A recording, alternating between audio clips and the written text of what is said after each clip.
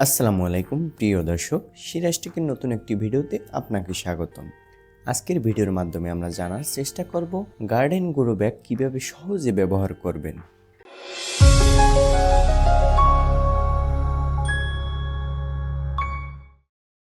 আপনার ছাদে বা বারান্দায় নিজের বাগান তৈরি করা কি আপনার স্বপ্ন?